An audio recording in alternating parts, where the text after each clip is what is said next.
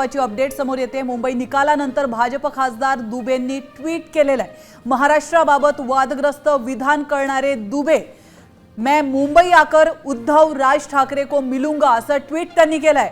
पटक पटक के मारेंगे विधानावरून ते चांगलेच चर्चेत आले होते आणि त्यानंतर पुन्हा एकदा आता त्यांनी ट्विट केलेलं आहे। मुंबई निकालानंतर भाजप खासदार दुबे यांनी एक ट्विट केलेलं आहे। महाराष्ट्राबाबत त्यांनी वादग्रस्त विधान केलेलं आहे। राज ठाकरे आणि उद्धव ठाकरे हे मराठी या मुद्द्यावर कायमच बोलत असतात। मराठी माणसासाठी त्यांनी बरंचसं काम केलेलं आहे आणि त्या पार्श्वभूमीवर दुबे यांनी महत्त्वाचं विधान केलं होतं, मोठं विधान केलं होतं। त्यानंतर ते चर्चेत आले होते। जेव्हा जेव्हा राज ठाकरे यांच्या महाराष्ट्रामध्ये सभा झाल्या त्यावेळेला त्यांनी दुबे यांनी केलेले हे वक्तव्य संपूर्ण महाराष्ट्राला आठवण करून दिलं होतं। मात्र त्याच दुबेंनी आता मुंबई महानगरपालिका निकालाच्या या पार्श्वभूमीवर महत्त्वाचं विधान केलेलं आहे। पुन्हा एकदा त्यांनी वादग्रस्त ट्विट केलेलं आहे। मैं मुंबई आकर उद्धव राज ठाकरे को मिलूंगा असं त्यांनी म्हटलेलं आहे। राज ठाकरेंनी इशारा दिला होता, दुबई मुंबईत येऊन दाखव असा इशारा राज ठाकरेंनी आपल्या सभेतून दिला होता आणि त्यानंतर महाराष्ट्राबाबत वादग्रस्त विधान करणारे दुबे यांनी पुन्हा एकदा ते व्यक्त झालेले आहे। मैं मुंबई आकर उद्धव राज ठाकरे को मिलूंगा असं ते म्हणालेत। पटक पटक के मारेंगे या विधानावर दुबेंनी हे वक्तव्य केलेलं आहे।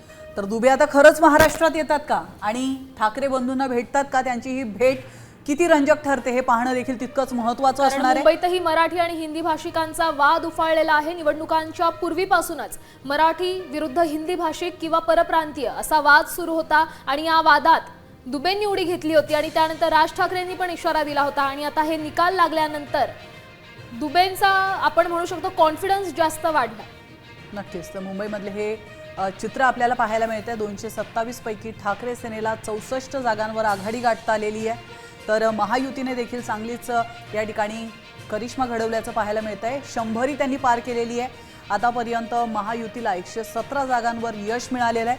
मनसेला 9 जागांवर यश मिळताना पाहायला मिळतंय मुंबईमध्ये अद्याप तरी।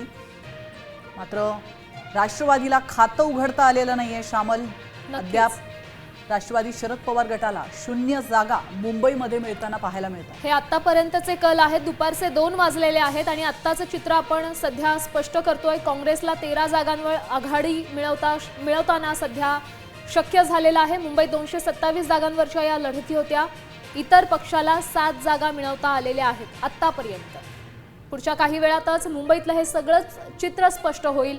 मुंबईत कोण गुलाल उधळणार हे जवळपास सध्या समोर आलेला आहे। थोड्या वेळानंतरच इतर अनेक जागांचे कल आपल्या समोर येतील, निकाल लागतील।